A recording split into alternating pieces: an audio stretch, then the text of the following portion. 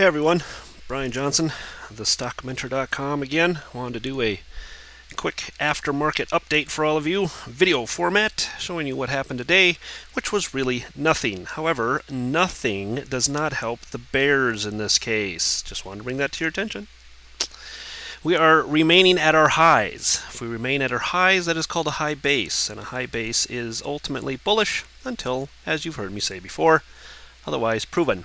I still like the Dow above 12,600 on any kind of move to the upside. We can obviously see moves down from here. However, just wanted to make you aware that this push to the upside does not seem or appear to have completed in through here. We can do that 1, we can do that 2, maybe a 1, then a 2.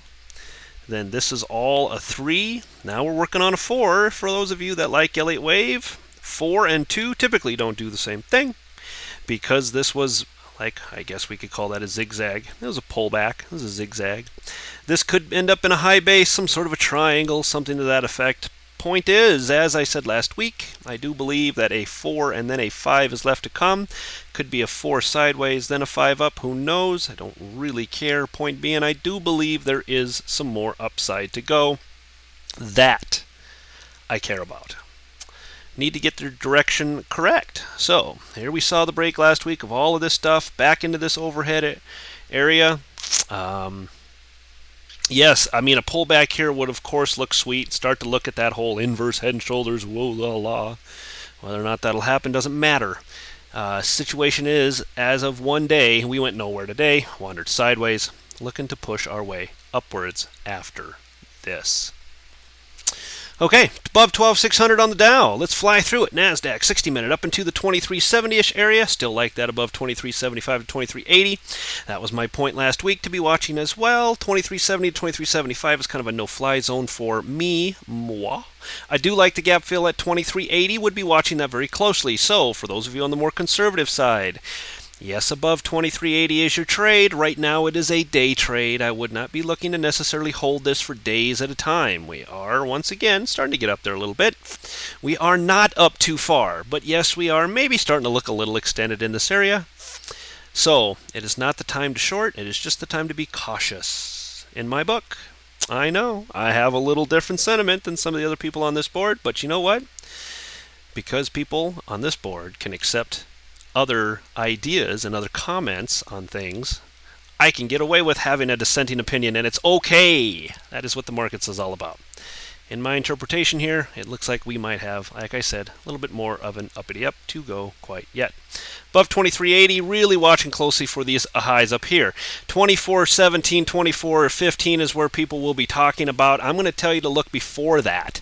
If we are going to get a turnaround up here, it will happen obviously before those numbers are hit. Not at those numbers, not above those numbers. So don't be looking at these highs. If you get above 2380, be aiming more for the 2400 mark and then be uber cautious if you are long.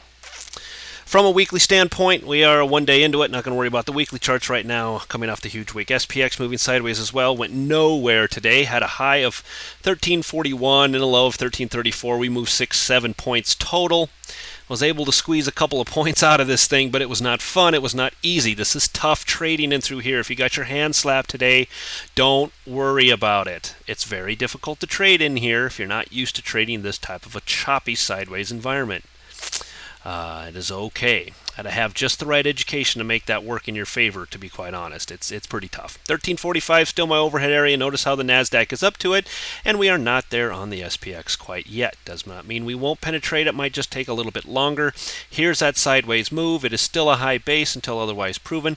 Might even get another day or two of this. The longer we hang up here, the more bullish it actually is, guys. Keep that in mind. So maybe we see another small nowhere day tomorrow. I don't know.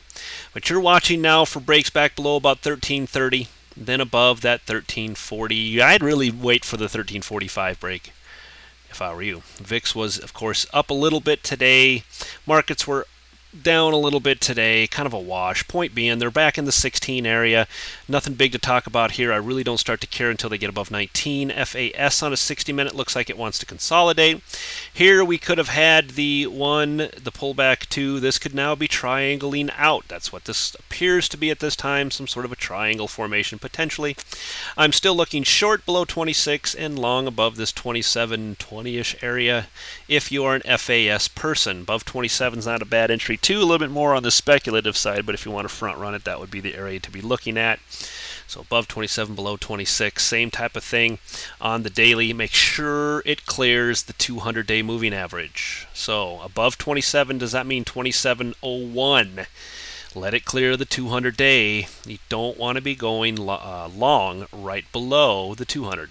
We're still kind of wandering around with some of these. So 26, 27 still are the major areas. Obviously not at 26 or at 27, but you understand what I'm talking about. Same thing to push to the downside. We broke this bull flag last week, have been holding there ever since. This looks like it might want to consolidate. If you want to sneak a little bit on a day trade here, I don't know I'd be swing trading these things, but on a day trade above 44 and below 42, those would be my areas to be watching coming into tomorrow. 44, 42 work nicely on the daily as well. So far we have 1 day sideways.